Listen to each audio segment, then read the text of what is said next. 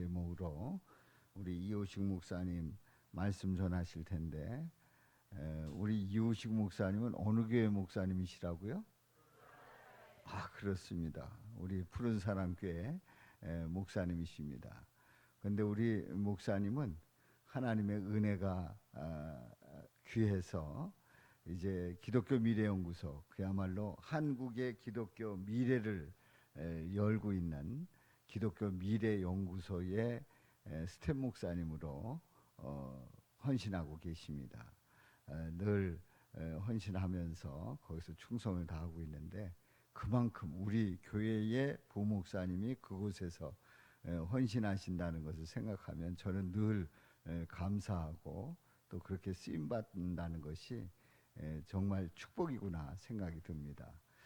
우리 교회 늘 오시지는 못해도 이렇게 때마다 일마다 오실 터인데, 오실 때마다 귀한 말씀 전할 때 큰 은혜 되시기를 주님의 이름으로 축복합니다. 우리 목사님은 우리 목사님이기 때문에 이제 제가 더 소개를 하는데, 우리 연구소에서 찬양하고 기도하는데 그야말로 가장 귀하게, 가장 중요하게 쓰임 받고 계십니다. 정말 귀하게 쓰임 받고 계시고요. 그리고 말씀 전하실 때도 지난번에 오셨을 때 큰 은혜 끼쳤지요. 정말 예수님으로 충만한 말씀을 전합니다. 이제 군목으로 있을 때 군대에서 많은 장교들과 병사들을 전도해서 주님 앞으로 돌아오게 하는, 그리고 신교대에서는 이제 처음 군에 온 그 군인들에게 그 진중 세례를 베풀 수 있는 그런 놀라운 은혜를 하나님께서 허락해 주시고, 많은 군인들을 주님께로 돌아오는 그런 일들을 귀하게 하셨습니다. 너무나도 귀한 사역들을 하셨는데, 이 모든 일들은 누가 하셨다고요? 예, 우리 목사님이시지만, 우리 교회 부목사님이시지만은 제가 모신 이유가 왜 모셨다고요? 예, 그렇습니다. 여러분들 정확하게 알고 계십니다. 만약에 우리 목사님이 예수님을 전하는 분이 아니었다고 하면 전 모시지 않았을 거예요. 예수님을 확실히 전하기 때문에 모셨습니다. 우리 사모님도 같이 오셨는데요. 우리 목사님 사모님 잠깐 일어나실까요?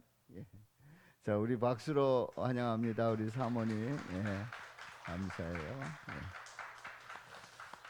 우리 연구소에서 또 그 제이코스 자녀들을 아주 귀하게 섬기고 계십니다. 자, 오늘 우리 이호식 목사님 우리 예수님을 전하게 될 것입니다. 어떻게 보면은 예수님 전한다 그러면은 사람들은 그랬을 거예요. 다 아는 내용인데 뭐 할 거예요. 그런데 이번 한여름밤 기도회를 참석하지 않은 분들은 그 소리 뭔 소리인지 모를 거예요. 예수님만 전하는데 은혜가 되는 그런 기도회, 그분들은 잘 모를 겁니다. 이 자리에 참여하지 않은 분들은 잘 모를 거예요. 그렇게 귀한지 모를 거예요. 그런데 이 기도에 참여한 여러분들 정말 잘 나오셨습니다. 자, 오늘도 우리 예수님을 전하실 때 우리 욥기의 전체적인 그 말씀을 이제 마무리 짓는 그 말씀을 하시면서 우리에게 들려주실 때 큰 은혜 되시기를 주님의 이름으로 축원합니다. 자, 나오실 때 어제 강사님께서 박수 치지 말라고 그랬어요. 그래서 순종하는 마음으로 박수 안 치고 나오셔서 우리 예수님 말씀 전해주시겠습니다. 자, 우리 박수는 치지 말고, 자, 우리 오른손 들어서 환영합니다. 예, 너무 좋습니다. 예수님만 영광 받으시기에 너무 좋아요. 그러니까 아까도 이렇게 식사를 하면서 너무 감사한 거예요. 예수님 얘기만 식사 중에 같이 할 수 있어서 너무 감사하더라고요. 그리고 올라오실 때 소개를 안 해주셨으면 좋겠다고, 예수님만 여기 영광 받으셔야 되는데 제 소개를 길게 하시면 안 된다고 살짝 기셨어요. 그게 너무 감사한 건 박수를 치지 않았어요. 예수님이 영광 받으시기에 너무 좋은 조건입니다. 여러분, 예수님이 저를 이 자리에 세운 건 죄가 제일 많아서 그래요. 여기 저보다 훌륭하신 분들이 너무 많은데 예수님이 꼭 죄가 많고 예수님이 꼭 예수님을 의지하지 않고선 살 수 없는 사람, 죄가 많은 사람을 세우셨습니다. 그리고 말에 능하지 않은 사람, 그러니까 예수님 외에는 전할 수 없는 사람을 세우셨어요. 여러분, 그 예수님이 이 자리에 계신 줄 믿습니다. 예수님이 이 시간에 앞에 있는 사람을 통해서 역사하지 아니하고 주님이 불러서 이 자리에 세운, 그래서 예수님께서 역사하실 줄 믿습니다. 기도하겠습니다. 주님, 감사합니다. 이 시간에 주 앞에 나오게 하시니 감사합니다. 예수님만 이 자리에서 역사하시는 것을 보게 하여 주시옵소서. 눈앞에 보이는 건 죄인밖에 없습니다. 눈앞에 보이는 건 종일 어떻게 주님을 찬양하지 않고 어떻게 주님을 피해갈까, 예수님을 따라가지 않을까 고민하는 죄인입니다. 그러나 주님, 예수님은 전능하심으로 이 죄인을 통하여 예수님의 능력 있는 말씀을 전하실 줄 믿습니다. 이 시간에 부흥회로 말씀의 놀라운 은혜로 부어주심에 감사합니다. 주님, 그 가운데 나의 물질을 떼어 나의 마음을 주님께 드리며 나아갑니다. 예수님, 이 시간에 헌금하며 내 시간을 드리며 내 인생을 드리며 주님 앞에 나아가오니 주님 앞에 감사하며 주님 마음의 감사뿐만 아니라 물질의 감사, 온 인생의 감사를 주님께 드리는 영혼들에게 주님의 은혜를 더하여 주시옵소서. 이 시간에 여기 나와 모두 주님께 찬양하게 해주시고 모두 주님께 나아갈 수 있도록 은혜 주시니 감사합니다. 주님, 드린 영혼들 가운데 주님 주 앞에 더 충성하게 해주시고 주님이 주시는 그 믿음 가운데 어떤 세상의 걱정과 불안 속에서도 예수 그리스도가 주시는 확신 가운데 살아가게 하여 주시옵소서. 감사드리오며 예수 그리스도의 이름으로 기도합니다. 아멘. 여러분, 올림픽 잘 보셨습니까? 예, 보셨어요? 네, PPT 잠깐 띄워주십시오. 양궁 잘 보셨습니까? 예. 다음 PPT 양궁 사진 제일 잘 나왔어요. 다음 사진도 보여주고요. 양궁입니다. 여러분, 그 양궁의 국제적인 정의를 아십니까? 아예 그냥 저기 외국 외신들이 이런 기자를 썼어요. 양궁 하면 어떤 경기인가? 한국을 마지막에 만난 팀이 은메달인 경기, 이렇게 적어놨어요.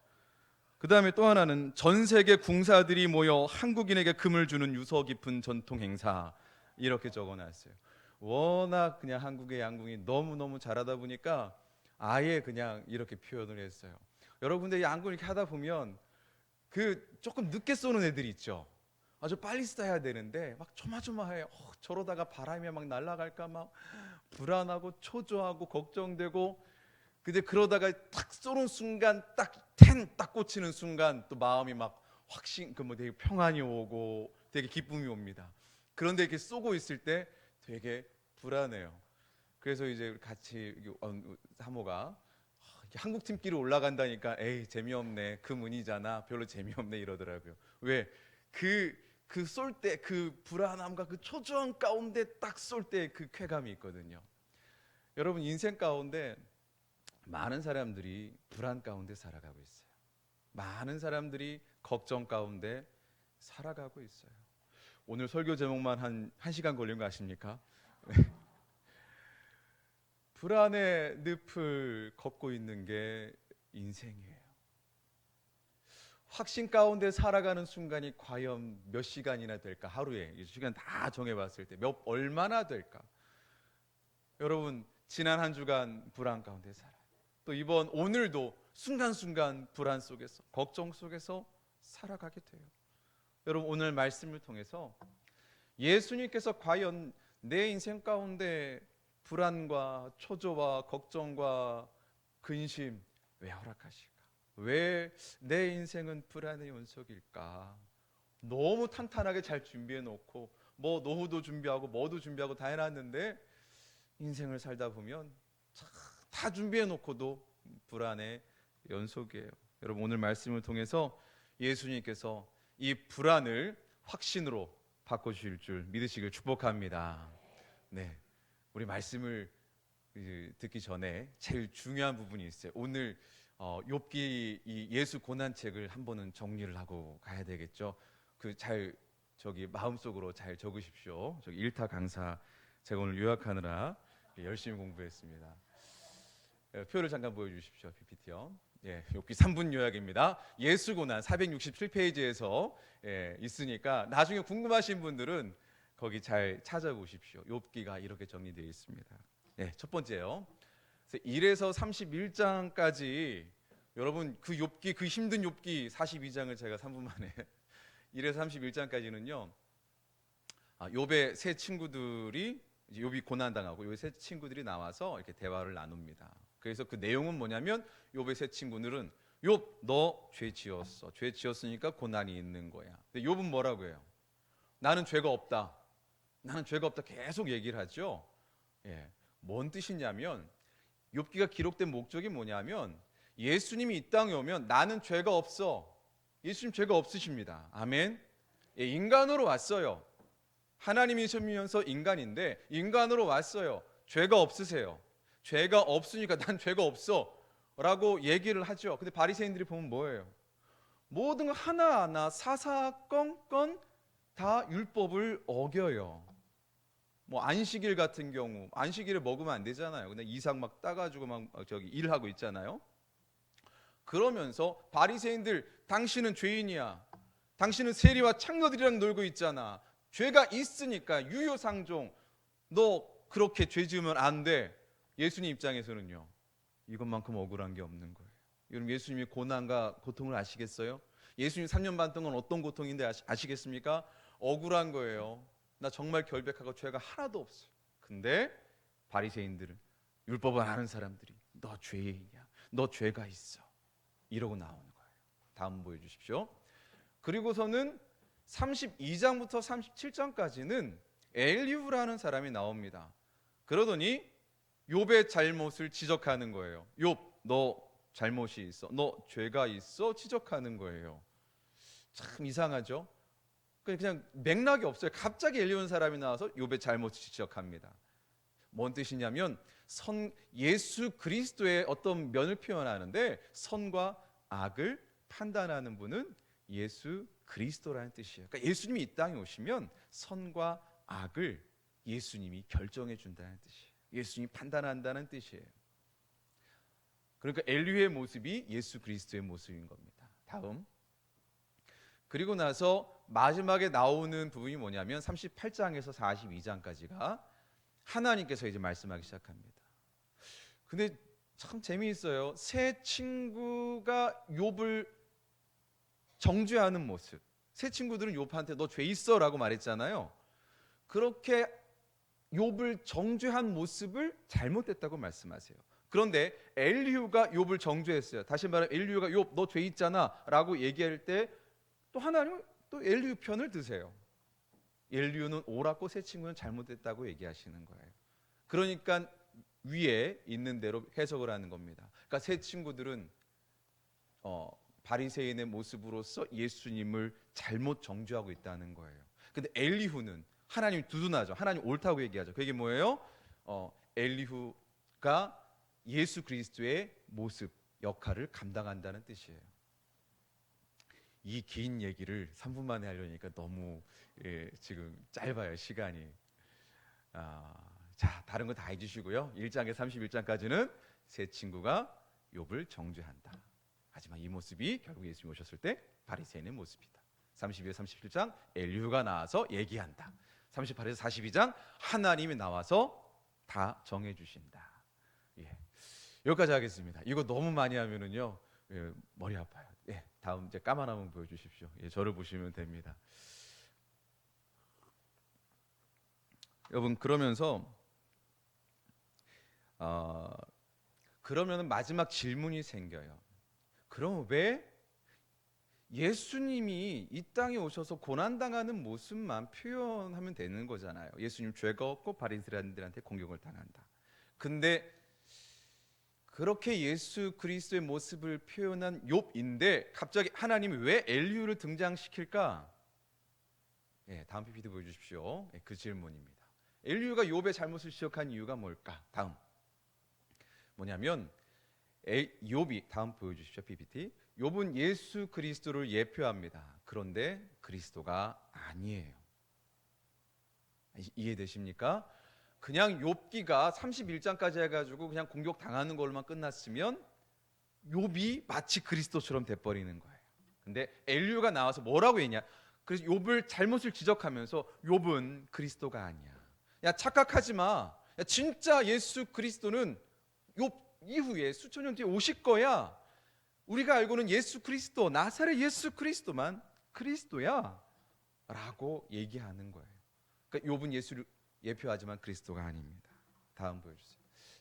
여러분, 그러니까 욥은 그리스도가 아니에요. 다시 말하면 욥은 예수 그리스도를 표현하는 도구에 불과해요. 그런데 그렇습니다. 그렇기 때문에 여러분, 그리스도가 아님을 분명하게 성경이 밝히고 있어요. 그러니까 욥의 그 고난 가운데 욥이 얼마나 힘들었을까? 불평 불만이 있었겠습니까? 없었겠습니까? 욥이 있었겠어요? 없었겠어요? 있는 겁니다. 욥이 예수님께, 하나님께 그런 불평 불만이 있을 수밖에 없어요. 보세요, 여러분, 욥이 엄청난 재산을 갖고 있었죠. 지금으로 따지자면 재벌입니다. 재벌도 그냥 재벌이 아니라 초거대 재벌. 지금 한국에서 돈이 제일 많은 사람이 삼성 이재용인가요? 이재용보다 더 돈이 많은 사람이에요. 엄청난 세상입니다. 양이 7천 마리, 낙타가 3천, 소가 500 뭐 등등 되죠. 요거 요즘 시대로 환산해 드릴까요? BMW가 7,000대, 벤츠가 3,000대, 강남의 빌딩이 뭐 10채 뭐 이런 식인 거예요. 느낌 조금 오시겠어요? 그냥 여러분, 양 7천 마리를 친다는 게 이거 대기업 그 직원들이 있어야 되는 거 아니에요? 여러분, 소 500마리 키우는 게 쉬워요? 당시에는 경제 규모가 상당히 낮았습니다. 지금처럼 이렇게 어마어마하지 않았어요. 지금 전 세계. 그 당시에는 이 정도면은요, 정말로 거의 한 나라를 살 수 있는 정도의 엄청난 부예요. 여러분, 근데 하루 아침에 이걸 다 잃게 되죠. 여러분, 하나님께서 욥에게 엄청난 복을 부어 주세요. 엄청난 복을 부어 주세요. 그러면은 좀 계속 그렇게 복을 부어 주시면서 살도록 해 주셔야 되잖아요. 그런데 하루 아침에 이게 다 사라집니다. 여러분, 주님의 욥이 얼마나 하나님을 잘 섬겨요. 그런데 주님께서 주님을 따라가는데 그 방향을 욥이 알 길이 없는 거예요.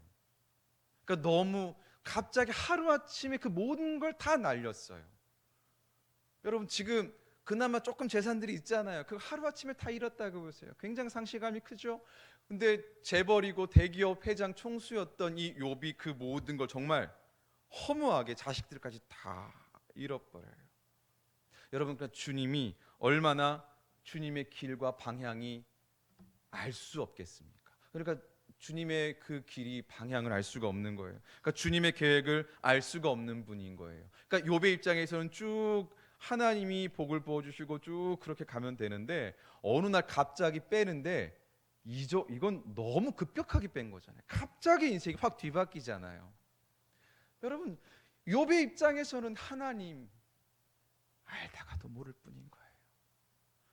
지금 여러분들이 지금 저기 벤츠가 7천 대가 없어서 지금 상실감이 크지 않으신데, 지금 저는 지금 차 한 대 끌고 왔거든요. 저는 차 한 대만 사라져도 엄청난 상실감이 올 것 같아요. 여러분, 그러니까 주님을 바라볼 때 얼마나 이게 불안하겠습니까? 얼마나 이 하나님께서 어디로 가실지 변덕스럽고 어디로 가실지 알 수 없는 분이에요. 그러니까 오늘 욥의 고백이 뭐냐면 주께서는 못하실 일이 없사오며 무슨 계획이든지 못 이루실 것이 없는 줄 아오니. 여러분, 이 고백이 마지막에 나오는데 여러분, 이 고백이 처음에 나왔겠어요? 그 모든 걸 상실하고 다 나왔겠어요? 여러분, 욥의 고민이 이제부터 뭐겠습니까? 불안한 거예요. 이제는 내 생명까지도 가져가지 않을까? 이제는 무엇도 더 가져가지 않을까? 그냥 불안한 겁니다. 여러분, 그러니까 욥은요, 그 하나님께서 가져가심을 통해서 도저히 내 인생을 맡길 수가 없는 거예요. 그러니까 욥의 오늘 마지막 고백은 주님이 다 하실 수 있습니다, 못 하실 것이 없습니다라고 고백하지만, 욥이 처음에 잃었을 땐 와, 인생이 이제 앞으로 어떻게 될지 모르겠다, 왔다 갔다 하시는 분이다, 종잡을 수 없는 분이다. 그러니까 주님을 따라갈 때 불안과 초조 가운데 따라갈 수밖에 없는 겁니다. 여러분, 그런데 하나님께서는 큰 계획이 있으신 줄 믿으시고 축복합니다. 여러분, 하나님께는 모든 계획이 다 있으세요. 그러니까 내 편에서는 왔다 갔다 하는 걸로 보여요. 내 편에서는 내가 볼 때는 일관성이 없는 것처럼 보이세요. 여러분, 믿음이 없으면 주님은 변덕스럽게 보입니다. 하지만 믿음이 있으면 예수님은 변함없으신 분입니다. 여러분, 믿음이 있으면 주님께서 가는 길이 너무나 확실해요. 근데 내가 예수 그리스도를 못 믿겠어요. 그럼 믿음이 없어요. 그러면 주님은요, 이랬다가 저랬다가 왔다 갔다 하시는 분이에요. 여러분, 믿음이 없으면 그 주님은 따라가기가 불안하고요, 믿음이 있으면 늘 확신으로 가득한 분이 우리 주 예수 그리스도이십니다. 여러분, 하나님께서는 욥을 통해서 하시고자 하시는 일이 있었어요. 그래서 계획을 쓰셨는데, 그러니까 너무 그림이 큰 거예요. 그러다 보니까 욥의 입장에서는 너무 큰 복을 주었다가 다 빼앗고, 그러니까 주님이 종잡을 수 없는 왔다 갔다 하시는 분으로 보이는 겁니다. 여러분, 예수님이 이 땅에 오셔서 그 모습을 많이 보인 거 아십니까? 그러니까 이제 예수님을 따라가는 사람들을 이렇게 보면은요, 예수님께 만나 주시는 사람들을 보면은 좀 황당한 순간들이 많아요. 신약 성경 사복음서를 읽어 보면은 예수님이 동문서답 많이 하시는 거 아세요? 성경 읽다 보면은 너무 맥락이 안 맞는 말씀을 이렇게 하세요. 예를 들면은 38년 된 병자 아시죠? 그 솔로몬 행각에서 베데스다 연못 기다리고 있잖아요. 여러분, 38년이면은 적게 기다린 겁니까? 정말 징글징글하게 베데스다 연못이든 뭐든지 간에 내 병 낫기를 기다렸죠. 정말로 내가 회복되기를 정말로 간절히 기다렸죠. 정말 하나님이 살아계시다면 베데스다 연못을 움직이든지 어떻게 좀 날 좀 해줬으면 좋겠다고 38년이면 그냥 평생을 주님을 기다리고 병 낫기를 간절히 원했던 사람이에요. 정말 간절히 원했어요. 그런데 그 병자에게 예수님이 찾아오세요. 여러분, 소문이라는 건 어마어마하게 빨라가지고 이미 이 사람은 그 예수님 소문 듣고 있었어요. 병자들이 다 고쳐지는 거야. 귀신 들린 사람도 막 떠나가요. 멀쩡한 사람이 돼요. 그리고 예수님이 막 졸졸졸 따라다녀요. 예수님에 대한 그 어마어마한 인기와 소문을 들어서 알고 있었어요. 점점 가까워진다는 소문이 들려오는 거예요. 드디어 내 앞에까지 왔어요. 내 소원을 예수님이 알고 있겠죠. 38년 된 병자니까. 그리고 예수님 하나님의 아들이시잖아요. 다윗의 자손이고 약속된 그분이잖아요. 그러니까 이분이 나를 고칠 거라는 기대가 있고, 이분이 내 병을 알 거라는 기대가 있죠.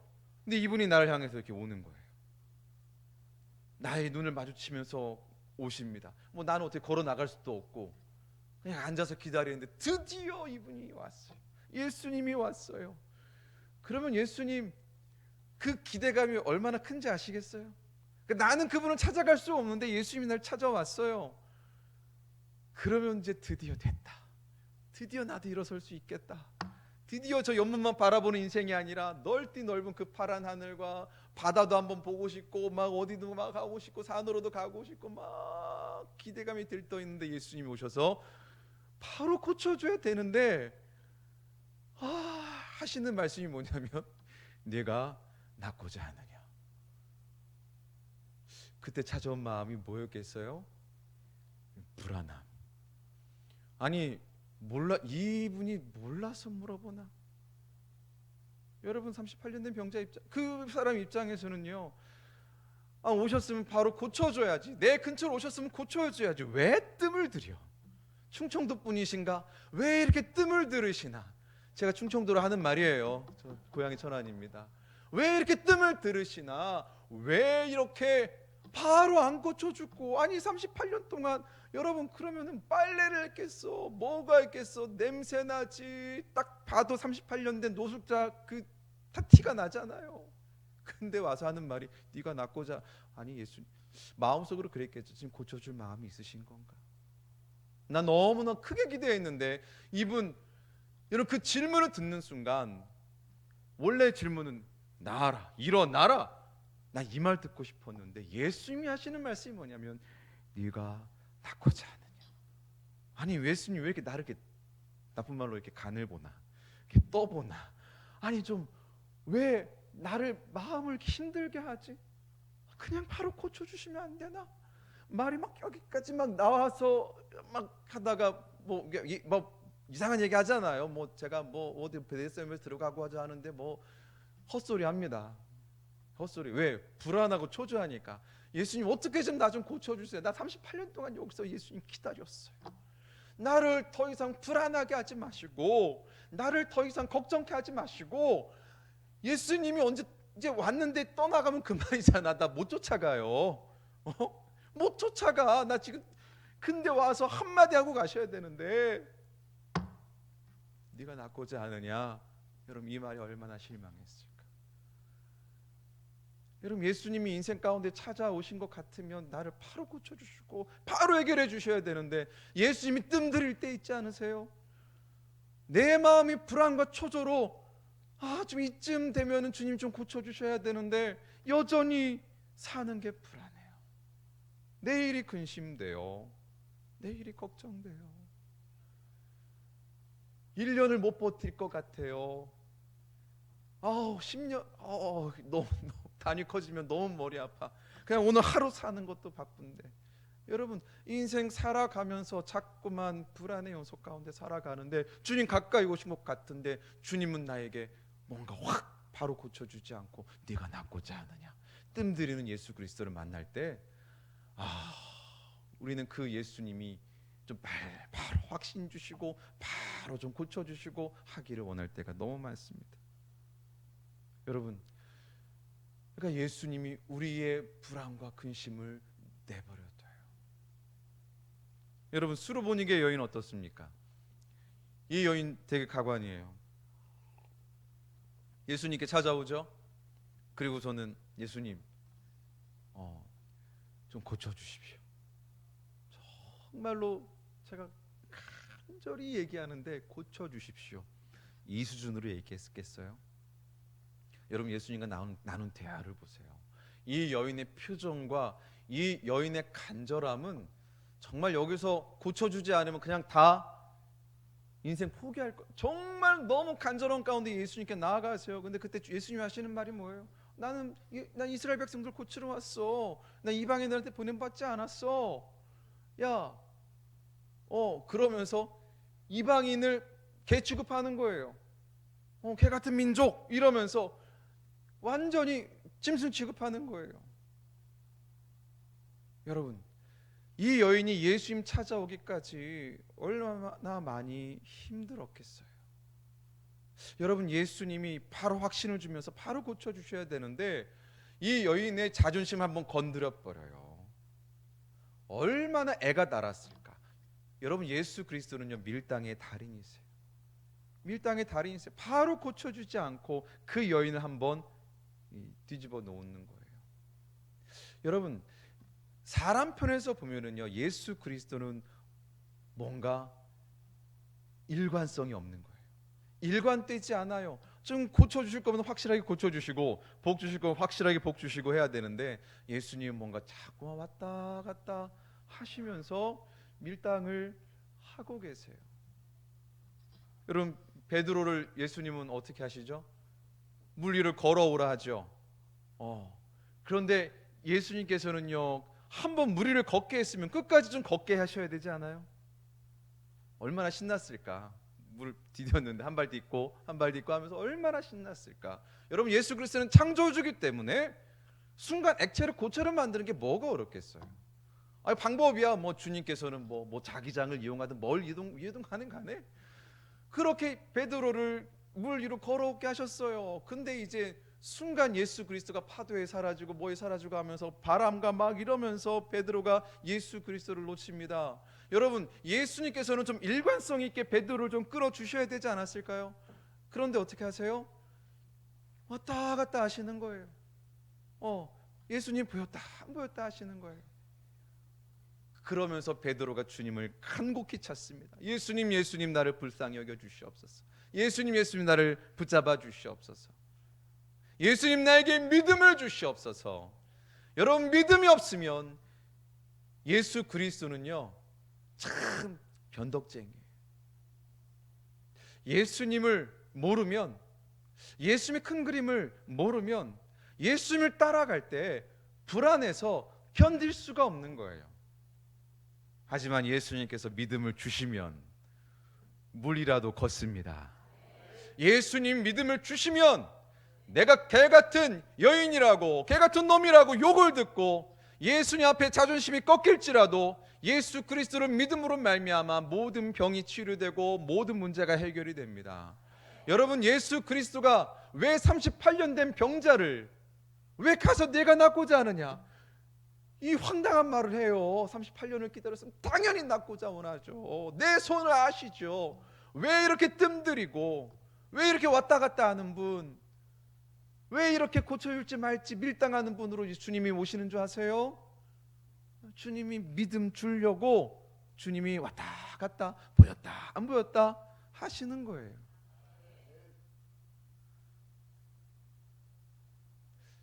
여러분, 제 인생 얘기예요. 방금 드린 말씀이. 저는 예수님 따라가는 게 불안함의 연속이었어요. 걱정의 연속이었어요. 그러니까 지금 저도 지금 제가 여기서 이렇게 말씀을 전하고 제가 이렇게 예수 그리스도를 얘기하고 이러는 것 자체가 기적이에요. 저는 전에 말씀드렸나요? 지난번에. 그러니까 원래 저는 말을 그렇게 많이 안 합니다. 말을 많이 못 해요. 그래서 아까 뭐 10시 전에 끝내야 된다고 말씀하셨는데 자신이 있어요.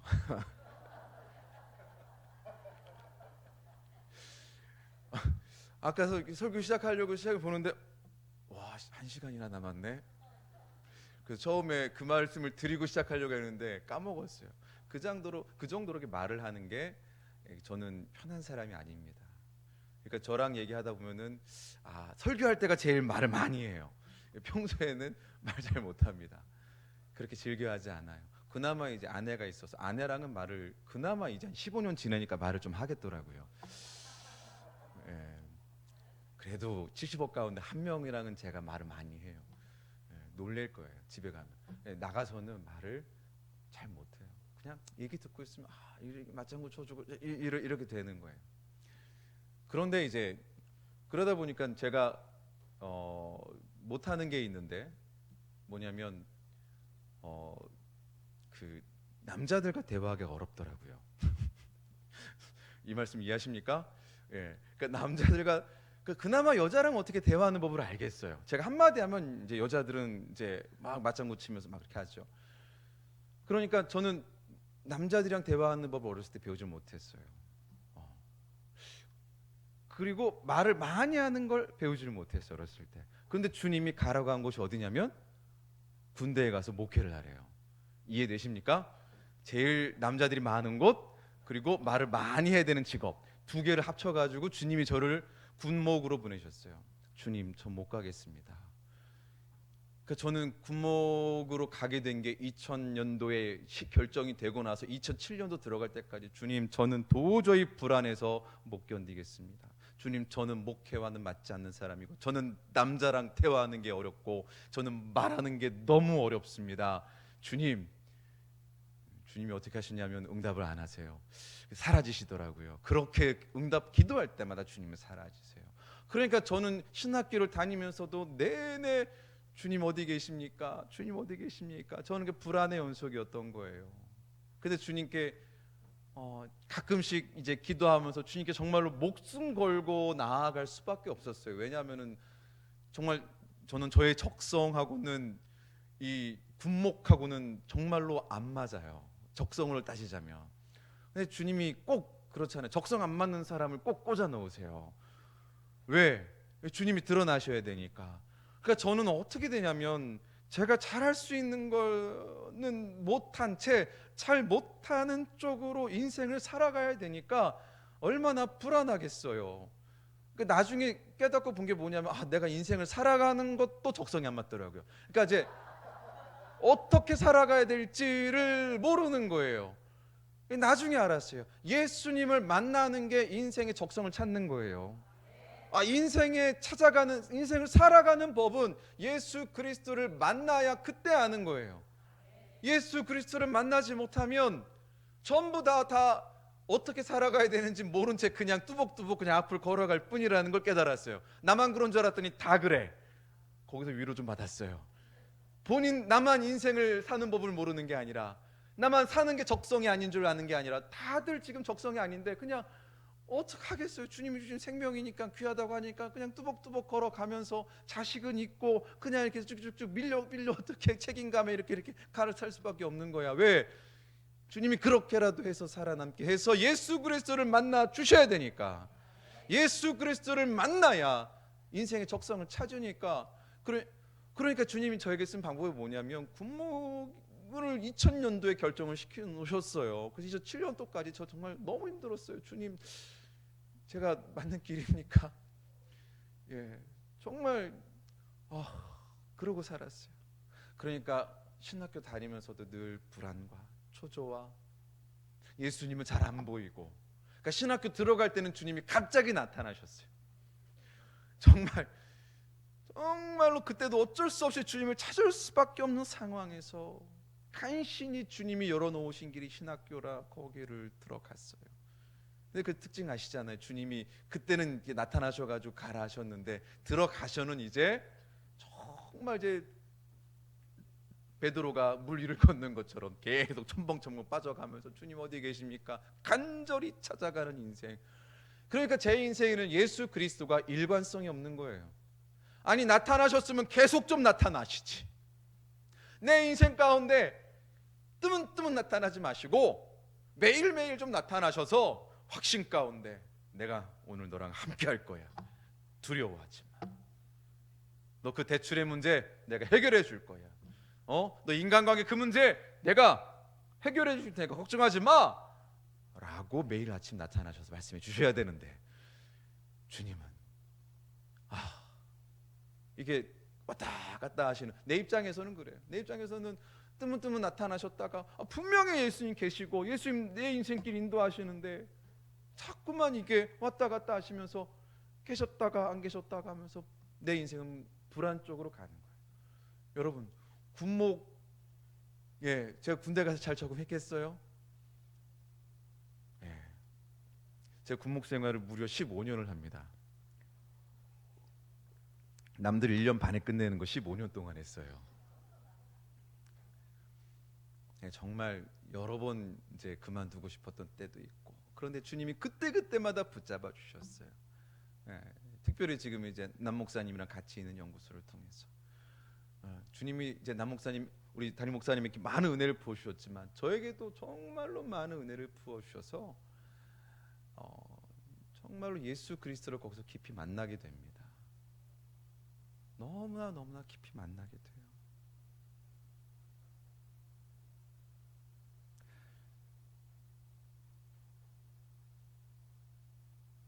그러면서 주님이 나는 변함이 없다 말씀하시더라고요. 야, 너가 어떻게 너의 작은 머리로 나를 변덕스러운 예수라고 표현하냐? 어떻게 나를 왔다 갔다 하는 그런 소인배로 표현하냐?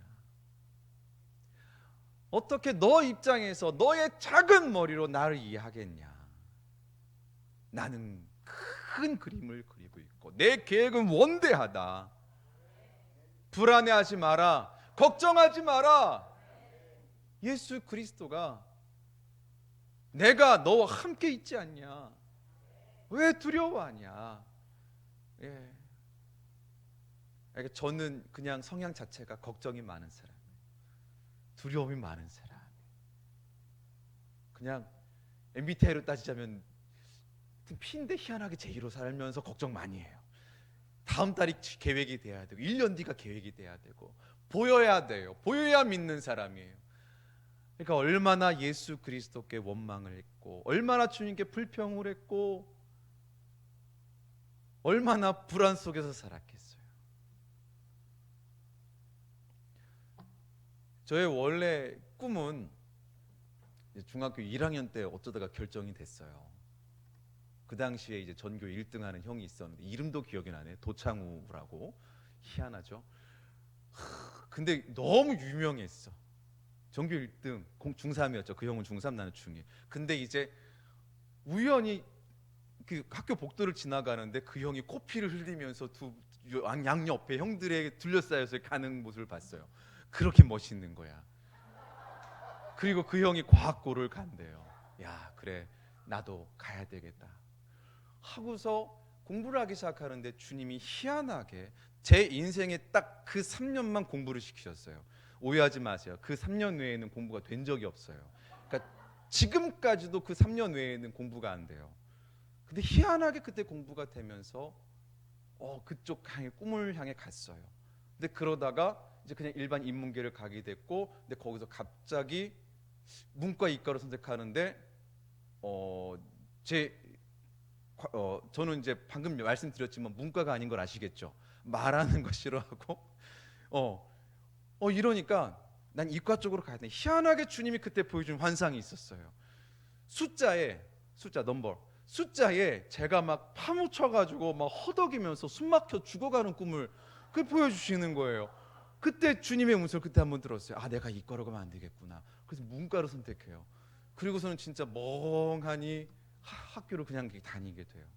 그러면서 제 꿈이 이제는 이과 쪽으로 해서, 그러니까 지금 제가 말씀드린 그 적성을 보자면 그냥 연구소에서 연구하는 사람, 뭐 과학이나 뭐 이쪽을 연구하는 사람들이 있죠. 혼자 말없이 조용히.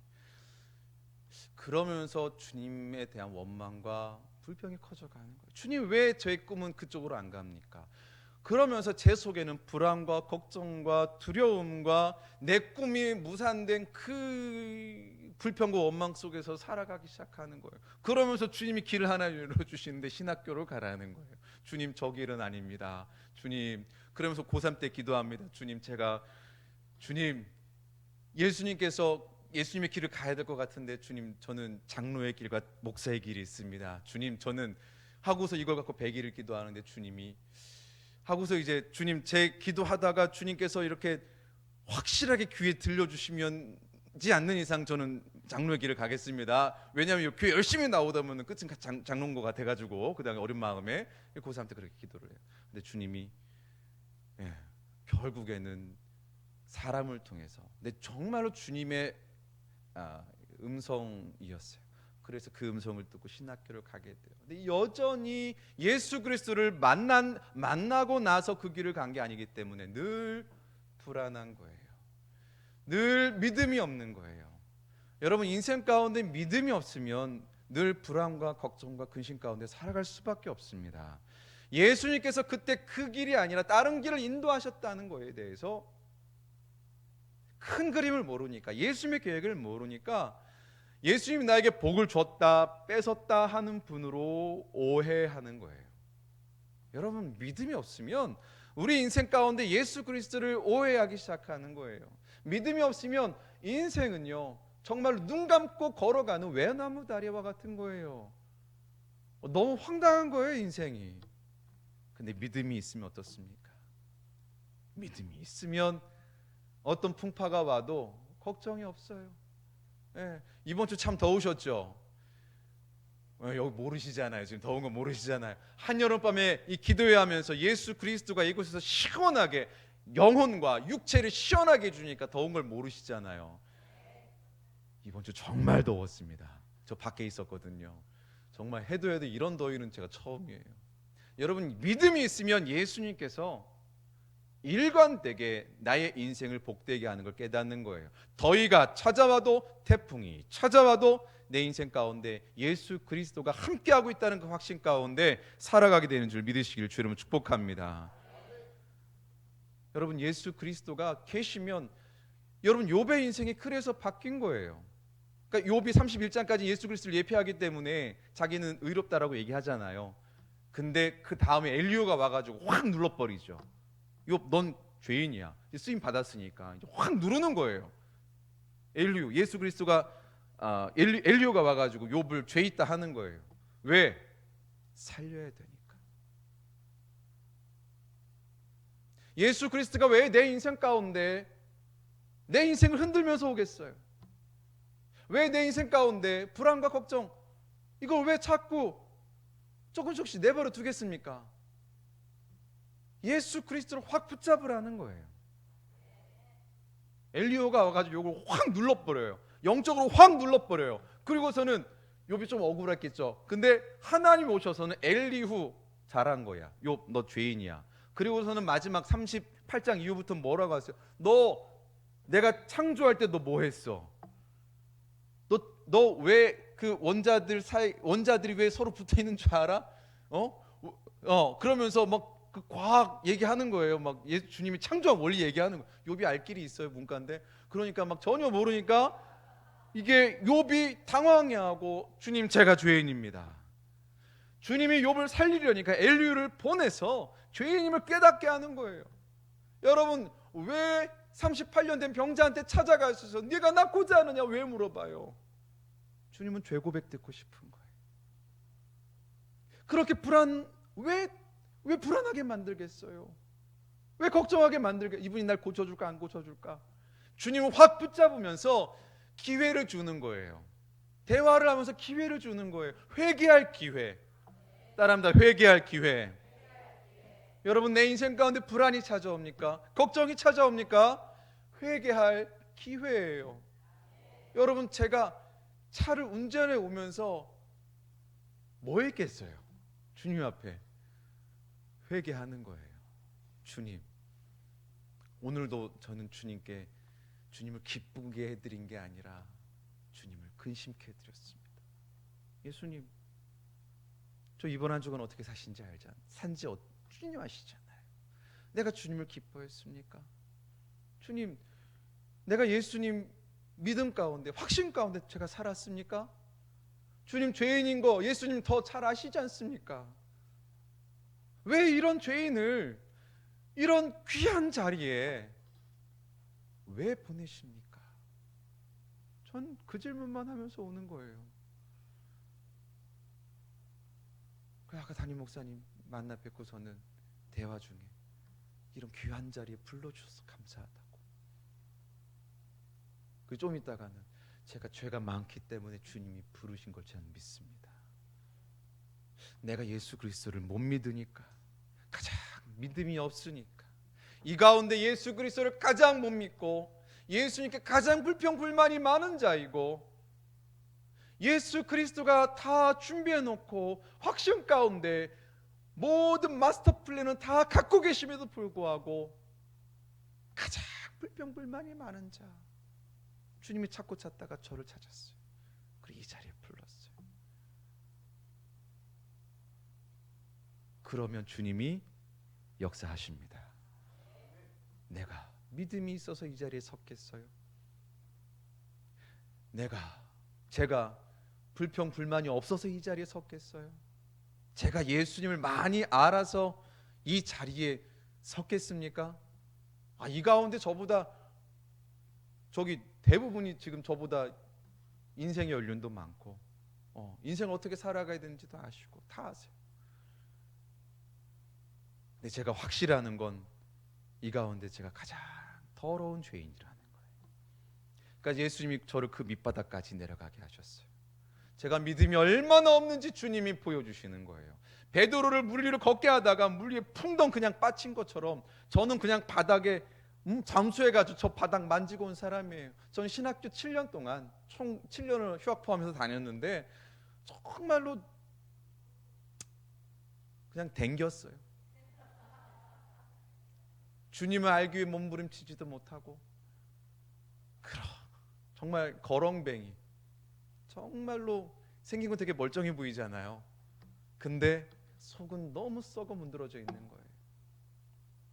내 꿈을 뭉개신 주님에 대한 그 서운함과 왜 그쪽 길로 안 가게 하시고 왜 적성에도 맞지 않는 이 길을 가게 하시는가. 그러니까 인생을 보면서 돌아보면서 늘 불안 속에 살아가는 거예요. 여러분, 근데 돌아보니까 제가 그때 그 꿈이 무너졌어요. 그리고 나서 지금 주님께서 정말로 강건해서 저를 말씀을 전하는 자로, 찬양을 통해서 주 앞에 나아가게 하는 자로 주님이 사용하세요. 저도 신기해요. 저도 말을 이렇게 오래 할 줄 몰랐어요. 무려 제 설교의 맥시멈을 생각한 거에 지금 다 달았어요. 이렇게 혼자 오래 얘기할 줄 몰랐어요. 근데 여러분, 왜 이렇게 오래 얘기하게? 저도 좀 되게 신기해요. 왜냐하면 예수 그리스도를 전하니까 주님이 할 말을 자꾸 주시는 거예요. 예수 그리스도로 자꾸 변덕스러운 예수 그리스도, 일관성 없는 예수 그리스도를 알고 있으니까 저뿐만 아니라 우리가 다 예수 그리스도를 왔다 갔다 하는 분으로 알잖아요. 예수 그리스도가 언제 어떻게 변할지, 내 인생이 어디를 이끌어갈지 불안해하는 순간들이 많잖아요. 그러니까 저를 가장 그 불안 가운데 주님이 많이 인도하셨어요. 여러분, 군목 15년 정말로 눈물의 15년이었어요.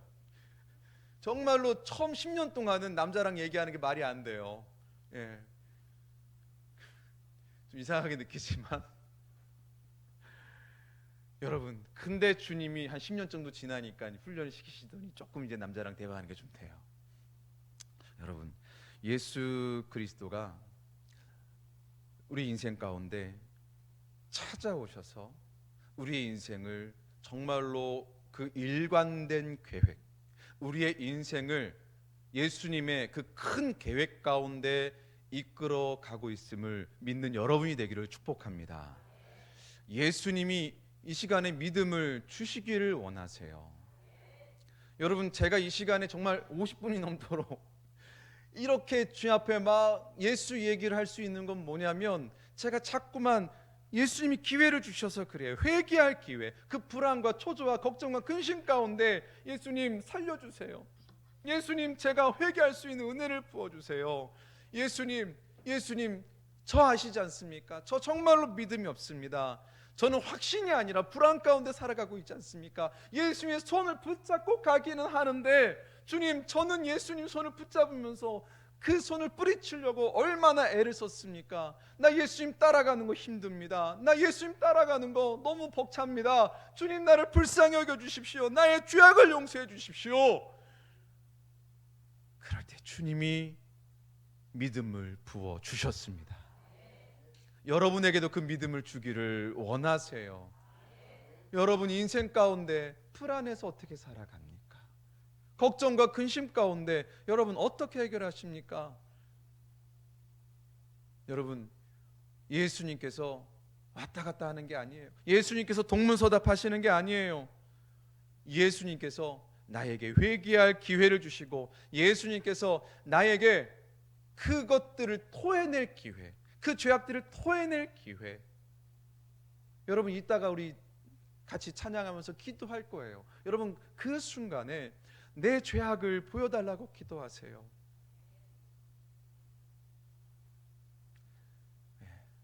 이제 마지막으로 간증을 하고 끝내야 되는데, 원래 다른 간증이 있는데 주님이 이 간증을 시키게 하시는 것 같아요. 이제 연구소에서 이제 우리 담임 목사님이랑 같이 이제 주님을 찾고 기도하고 같이 말씀 연구하고 하는데, 이제 매일 1시간 반 이렇게 주님을 찾는 시간이 있습니다. 그 찬양하고 기도하는데 주님께서 2020년으로 기억해요. 그때 제 마음속에 이렇게 불안과 걱정과 초조함이 있으니까 예수님이 좋은 게 아니라 예수님에 대한 분노와 원망이 가득하다라는 걸 마음속에 조금씩 알게 됐어요. 여러분, 목사기 때문에 얼마나 놀랬겠어요. 내가 예수님을 사랑하지 않는 마음이 내 속에 가득한 걸 주님이 조금씩 보여주는 거예요. 내 죄의 실체를 이렇게 보여주시는 거예요. 그러면서도 예수님의 임재 가운데 제가 그걸 조금씩 회개하기 시작하게 됩니다. 주님, 방금 얘기했던 것처럼 전 불안이 많습니다. 전 걱정이 많습니다. 전 예수님 쫓아가면서 정말 그 손을 뿌리치려고 하는 그런 죄인입니다. 회개하는 가운데 10년쯤 지났어요. 그리고서는 2010년 6월로 기억하는데, 제가 예수 그리스도의 한 장면을 보여주시는데, 제가 예수 그리스도의 심장을 칼로 막 후벼 파고 있는 모습을 보여주시는 거예요. 내가 불안하고 내가 근심이 있고 내가 예수 그리스도를 따라가야 되는데 정말 못 믿을 뿐이니까, 나타나셨다가 내 인생을 인도하는데 내 인생이 어디로 가는지를 내가 모르고 확신이 없으니까 늘 주님께 하는 게 뭐겠어요? 따라는 가, 예수님 붙잡고 따라는 가는데, 그러니까 하는 게 맨날 원망과 불평 속에 막 이렇게 살아가는 거예요. 근데 그날 주 앞에 회개하면서 막 기도하는데 주님께서 정말로 깜짝 놀랐어요. 내가 칼을 들고 예수 그리스도를 칼을 이렇게 든 거죠. 이거 아시죠? 이것과 이거의 차이를 아시죠? 이건 우발적인 거고 이건 계획적인 거예요. 내가 이렇게 들고 주님을 막 그 심장을 도려내는데, 여러 번 찌르는데, 이거는 우발적으로 주님을 찌른 게 아니라 주님의 심장을 찌르고 또 찌르고 분노와 원한을 샀을 때 이렇게 죽입니다. 계획적으로 내가 주님을 그렇게 막 죽이고 있는 모습을 주님이 보여주시는 거예요. 여러분, 내가 얼마나 깜짝 놀랐겠어요. 그러면서 내 마음을 깊이 알아채는 거예요. 내가 이런 죄인이었구나. 여러분, 아까 전에 했던 그 죄 고백은요, 굉장히 약하게 한 거예요. 내 죄의 실체는 너무나 심각해요. 아니, 한 장면으로 표현되잖아요. 내가 예수님의 생명을 받아서 예수님 생명으로 살아가고 있는데, 웃기지 않아요? 예수님이 내게 심장을 주셔서 내가 예수님 생명으로 살아가는데, 살려놓은 생명의 은인을 나는 죽이려고 하는 거예요. 그러니까 너무너무 깜짝 놀랐어요. 주여 하고서 막 기도하면서, 주님 용서해 주시옵소서, 내가 예수를 죽이는 자입니다. 예수를 내가 정말로 칼로 찌겨서 죽이는 원한과 분노에 차 있는 주님, 나는 어떻게 이런 죄인입니까? 이런 자를 어떻게 예수님 목회자로 세우셨고 말씀을 전하는 자로 세우셨습니까? 주여 어찌하오리까? 주여 하고서 막 기도하는데 주님이 장면을 바로 바꾸시더라고요. 장면이 바뀌었어요. 그러더니 예수 그리스도가 내 손에서 그 칼을 뺏어 잡으시더라고요. 그리고서는 십자가 위에 올라가시더라고요. 그리고 거기서 죽으셔요. 그리고서는 칼이 사라졌어요. 그때의 구원의 확신, 예수님이 나의 모든 죄악, 그러니까 내가 예수님께 지은 죄가 뭐냐면, 내가 예수님을 따라가지 않는 수준이 아니라 예수님과 반대편으로 가려고 하고, 예수님을 사랑하지 않는 수준이 아니라 예수 그리스도를 분노와 원한 가운데 죽이려고 하는 그 죄인임을, 그 죄인 걸 깨닫게 해주셨어요. 그러니까 로마서 5장 8절에 우리가 아직 죄인 되었을 때에 그리스도께서 우리를 대신 죽으심으로 우리가 아직 죄인 되었을 게라는 단어를 그때 한 거예요. 아직 죄인 되었, 그러니까 내가 죄인인 걸 다 알지 못했어요. 여러분, 우리는요, 우리의 죄가 얼마나 큰지 다 알지 못합니다. 여러분, 예수를 모른다라는 고백 이번 주에 기도하셨죠? 늘 하고 계시죠? 그런데 정말이에요. 예수를 모르는 만큼 나는 내 죄를 몰라요. 내가 도대체 어떤 심각한 죄 가운데 구원받았는지를 몰라요. 이게 똑같아요. 이걸 알면 예수님이 얼마나 나를 사랑하는지를 아는 거예요. 여러분, 우리의 죄악은요, 간단하지가 않아요. 너무나 심각한데 우리의 작은 뇌로는 이해를 못해요. 언제 깨닫습니까? 주님이 나타나셔서 임재하셨을 때, 예수 그리스도 앞에 믿음을 달라고 간구하고 내가 믿음이 없습니다 회개할 때 주님이 나타나셔서 믿음을 주십니다. 예수님이 성령의 충만을 부어주십니다. 예수님이 내 영혼을 만져주십니다. 그러면 그때서야 비로소 내가 얼마나 심각한 죄 가운데 구원받았는지를 아는 거예요. 예수님이 얼마나 나를 사랑하는지를 아는 거예요. 그 전까지는요, 인생은 불안의 연속이에요. 예수님 어떻게 따라가시겠습니까? 여러분 돌아보세요. 예수님을 버릴 만한 순간이 얼마나 많았는지. 예수 따라간다고 하면서도 얼마나 불안하고 초조하고 걱정하는 순간이 얼마나 많았어요. 아니, 제 얘기예요. 제 얘기예요. 여러분, 우리는요, 예수님이 믿음 주지 않으면, 예수님이 믿게 해주지 않으면, 예수님이 이 시간에 성령을 부어주지 않으면 도저히 내 죄악을 깨달을 길이 없습니다. 38년 된 병자에게 예수님이 나타나 내가 낫고자 하느냐, 그 마음속에 원망과 분노와 불안과 예수님을 향한, 하나님을 향한 38년 동안 뭐 했겠습니까? 처음엔 좀 말씀 좀 믿고 막 기도했겠죠. 10년쯤 지나고 20년쯤 지나고 뭘로 바뀌었겠어요?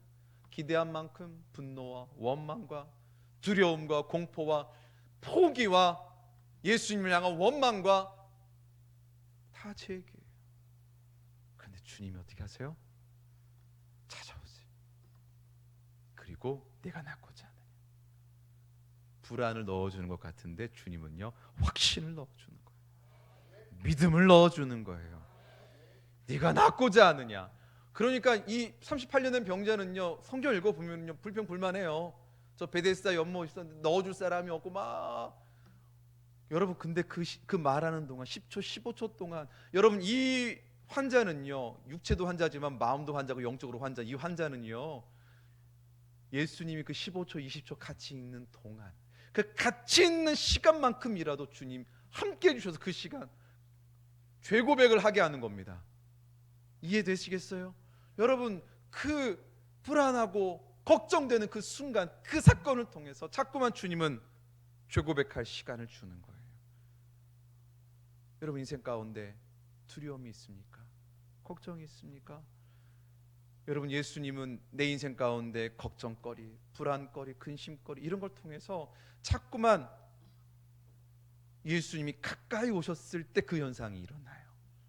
여러분 가까이 계셨을 때, 제 인생 가까이 계셨을 때 그 현상, 불안하고 걱정하고, 여러분 그게 바로 예수 그리스도가 기회를 주고 예수님이 함께 하시고 예수님이 믿음을 주시고 예수님께서 확신을 주시는 시간인 줄 믿으시고 축복합니다. 예수님께서 이 시간에 여러분에게 그 은혜를 부어주기를 원하세요. 우리 찬양팀 나와서 같이 좀 기도했으면 좋겠어요. 주가 보이신 생명의 길, 이 찬양 다 아십니까? 여러분, 이게 욥기의 기록이 돼요. 나의 길 오직 그가 아시나니. 여러분, 이 찬양을 제가 참 많이 불렀는데, 지난주에도 이제 제가 하는 사역 가운데 부흥회가 있었어요. 그 찬양을 하는 가운데 제가 예수님이 얼마나 오해하는지를 주님이 다시 알려주셨어요. 여러분, 우리의 길은 오직 예수 그리스도가 아십니다. 예수님께서 오직 나의 길을 완벽하게 준비해 놓고 계셨어요. 여러분, 예수님은 흔들린 적이 없어요. 예수님은 왔다 갔다 한 적이 없어요. 예수님은 변덕스러운 적이 없어요. 여러분, 욥에게 나타나셨던, 이 수천 년 전에 나타나셨던 이 욥에게 나타나셨던 이분이요, 지금 여기 계세요. 아멘이십니까? 아브라함에게 나타났던 그 주님, 이 세상을 창조하셨던 그 주님, 수천 년 전에, 6천 년 전에 이 땅을 창조하신 그 주님이 여기 계세요. 변함이 없으세요. 욥에게 나타났던 그 주님, 엘리야를 통하여 욥을 확 눌러서 사용하신 다음에 이제는 너 죄인이야, 빨리 죄 고백해. 그리고서는 욥의 그 회개를 들으십니다. 그리고 욥의 고백이 바뀌죠. 그게 오늘 본문이에요. 주님께서 못하실 일이 없사오며 무슨 계획이든지 못 이루실 것이 없사오니. 여러분, 예수님께서 계속 반주를 해주세요. 네. 예수님께서 이 고백을 욥에게 시키십니다. 여러분 불안에 떨고 있는 욥을 아시겠습니까? 주님 앞에 예수님이 임재하셔서 하나님의 임재 가운데 내 죄가 뭔지를 깨닫고 그 주님 앞에 나아가는 욥, 자신이 당한 고통과 고난 그 가운데서 주님께서 나에게 회개할 기회를 주시는구나. 여러분, 그래서 욥은요 처음에 받았던 복보다 나중에 받은 복이 갑절로 어마어마하게 큽니다. 왜 그래요? 죄를 회개한 죄인에게는 주님은 반드시 복을 부어 주십니다. 복 받기를 원했으면 욥 그냥 날아가는 거예요. 성경에서 지워져요. 그런데 주님이 나타나셔서 임재하셔서 회개할 기회를 주시고 죄 고백을 시킨 다음에 이 고백시키세요. 주님께서는 못하실 일이 없사오니 무슨 계획이든지 못 이룰 것이 없사오니. 여러분, 예수님께서는 한 번도 일관성을 잃어버린 적이 없으세요. 없는 적이 없는 거예요. 여러분, 주님의 계획은 완벽합니다. 우리 시간에 같이 찬양하면서 주님께서